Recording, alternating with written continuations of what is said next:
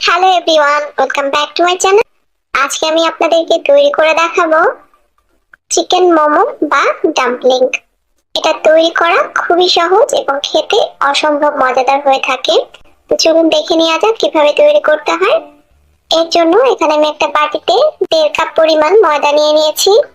এখন এর মধ্যে আমি দিয়ে দিচ্ছি স্বাদ মতো কিছুটা লবণ, আর দিয়ে দিচ্ছি 1 টেবিল চামচ পরিমাণ রান্নার রেগুলার তেল। এখন এই সবকিছুকে খুব ভালোভাবে হাত দিয়ে একটু মেখে নিচ্ছি।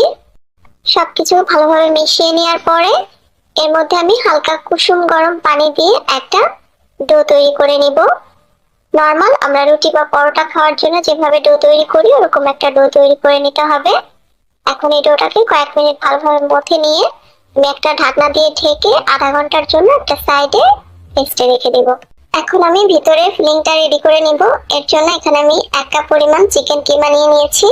এর মধ্যে দিয়ে দিলাম 1.5 টেবিল চামচ পরিমাণ আদা রসুন বাটা, দিয়ে দিচ্ছি 1 চা চামচ পরিমাণ জিরার গুঁড়া, 1 চা চামচ পরিমাণ গরম মশলার গুঁড়া, দিয়ে দিচ্ছি 1 টেবিল চামচ পরিমাণ সয়া সস, দিয়ে দিচ্ছি স্বাদ মতো কিছুটা লবণ। লবণটা একটু বুঝে দিবেন কারণ সয়া সসে কিন্তু লবণ থাকে। এখন এর মধ্যে আমি দিয়ে দিচ্ছি 1 টেবিল চামচ পরিমাণ কাঁচামরিচ কুচি, দিয়ে দিচ্ছি 1/4 কাপ পরিমাণ গাজর গ্রেট করে রেখেছিলাম সেটা, আর দিয়ে দিচ্ছি একদম মিহি কুচি করে নেওয়া 1/4 কাপ পরিমাণ পেঁয়াজ। আপনারা চাইলে এখানে গাজর কুচিটা স্কিপ করতে পারেন, তবে আমার কাছে দিলে খেতে ভালো লাগে তাই আমি দিচ্ছি। এবার এই সবকিছুকে খুব ভালোভাবে একত্রে একটু মিশিয়ে নিচ্ছি। সবকিছু মিশিয়ে নেওয়া হয়ে গিয়েছে। এখন একটা সাইডে এটাকে রেখে দিচ্ছি। এখন আমি মোমোগুলো তৈরি করব। এর জন্য আমি প্রথমে যে ময়দা মেখে ডো তৈরি করে রেখেছিলাম সেখান থেকে কিছুটা ডো নিয়ে নিয়েছি। এই ডোটাকে বেলে আমি একটা বড় রুটি তৈরি করে নিব।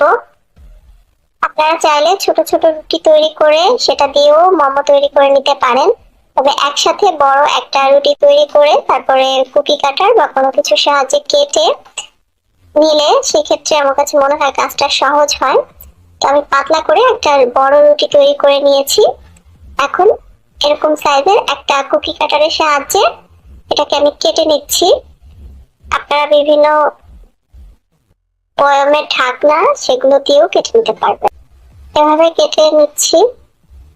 কেটে নেওয়ার পরে এর সাইডের যে অংশটা সেগুলোকে কিন্তু একদমই ফেলে দিবেন না, এগুলোকে আবার জমিয়ে রেখে আবার বড় রুটি তৈরি করে এভাবে কেটে নিতে হবে। এখন আমি মোমো কিভাবে তৈরি করছি সেটা আপনাদেরকে করে দেখাচ্ছি। আমি এখান থেকে একটা রুটি নিয়ে নিলাম যেটা আমি বড় রুটি থেকে কেটে নিয়েছিলাম। তার মাঝখানে আমি কিছুটা চিকেনের পুর দিয়ে দিলাম। দিয়ে এইভাবে হাতের সাহায্যে কুচির মতো করে চারদিক দিয়ে মুড়িয়ে নিতে হবে। আমি কিভাবে কাজটা করছি আপনারা স্ক্রিনে দেখে নিশ্চয়ই বুঝতে পারছেন। এভাবে করে আমি মাঝখানটা কিছুটা ফাঁকা রাখছি, যেহেতু এটা আমি স্টিম করব, ফ্রাই করব না। তো ভিতরে যেহেতু তেল ঢোকার কোনো ভয় নেই তাই কিছুটা ফাঁকা রাখছি দেখার সৌন্দর্যের জন্য। আপনারা চাইলে পুরোটা আটকেও দিতে পারেন। আমি আরো একটা ডিজাইন করে দেখাচ্ছি। এভাবে একটু বন্ধ করে দিতে হবে পুরোটা, দিয়ে তারপরে এভাবে উল্টিয়ে দুটো সাইড মিশিয়ে দিতে হবে। আসলে যার যেভাবে সুবিধা সেভাবেই তৈরি করে নিতে পারবেন, যেটা আপনাদের কাছে সুবিধা লাগে সেটাই করে নেবেন। এইভাবে আমি এখন সবগুলো তৈরি করে নিব। আর এই মাঝে সবগুলো তৈরি করা হয়ে গিয়েছে। এখন এগুলোকে আমি স্টিম করব। এর জন্য চুলায় একটা হাঁড়িতে আমি বেশ কিছুটা পানি ফুটিয়ে নিয়েছি। পানিটা যখন ফুটে উঠবে ওই পর্যায়ে এর মধ্যে এরকম ছিদ্রযুক্ত একটা চালনি বসিয়ে দিতে হবে। আর এর মধ্যে কিছুটা ফাঁকা ফাঁকা করে আমি মোমোগুলো দিয়ে দিচ্ছি। ভাপা পিঠা যেভাবে ভাপ দেয় সেভাবে এগুলোকেও ভাপিয়ে নিতে হবে।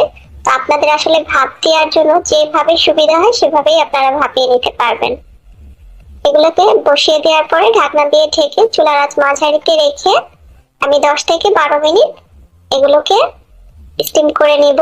চিকেনটা পুরোপুরি সিদ্ধ হয়ে যাওয়া পর্যন্ত আসলে এটাকে স্টিম করে নিতে হবে। প্রায় 15 মিনিট পরে আমি এখন ঢাকনাটা খুলে নিচ্ছি। এই মোমোগুলো স্টিম হতে আমার প্রায় 15 মিনিটের মতো সময় লেগেছে। তো এইভাবে আমি বাকি মোমোগুলো স্টিম করে নিব। তো তৈরি হয়ে গেল আমার খুবই সহজ এবং মজাদার সাথে স্বাস্থ্যকর একটা খাবার, চিকেন মোমো বা ডাম্পলিং। তো আজকের মতো এখানেই বিদায় নিচ্ছি। আল্লাহ হাফেজ।